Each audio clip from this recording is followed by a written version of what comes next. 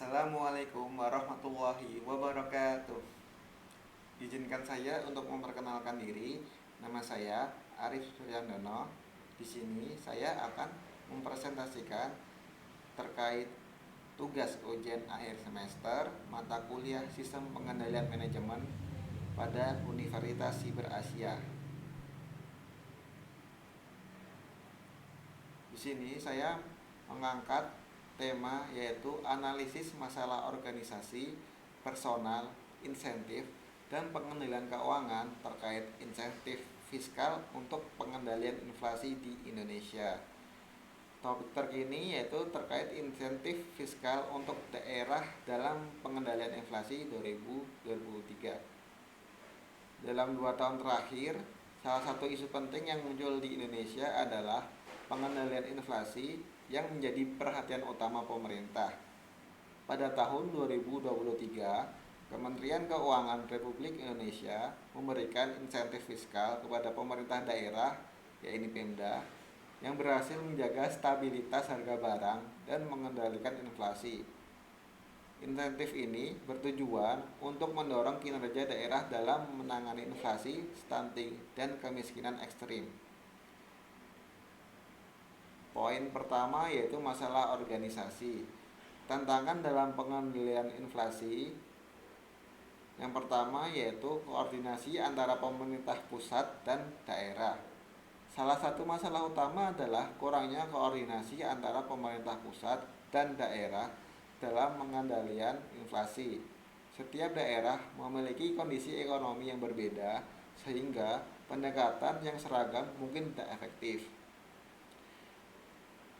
Kemudian masalah berikutnya terkait keterbatasan sumber daya. Banyak daerah yang menghadapi keterbatasan sumber daya untuk melaksanakan program-program pengendalian inflasi secara efektif. Hal ini mencakup kurangnya tenaga kerja yang terlatih dan infrastruktur yang memadai. Yang kedua yaitu mengenai personal dalam organisasi. Peran aparatur sipil negara atau ASN. Yang pertama yaitu kualitas SDM. Kualitas sumber daya manusia di tingkat daerah sangat berpengaruh terhadap keberhasilan program pengendalian inflasi. ASN yang terlibat dan kompeten diperlukan untuk merancang dan melaksanakan kebijakan yang efektif. Kemudian yaitu motivasi dan insentif. Pemberian insentif fiskal diharapkan dapat memotivasi ASN untuk bekerja lebih keras dalam pengendalian inflasi. Namun, jika insentif tidak dikelola dengan baik, dapat menimbulkan ketidakpuasan di kalangan pegawai. Yang ketiga terkait insentif. Pemberian insentif fiskal. Yang pertama yaitu kriteria penerimaan.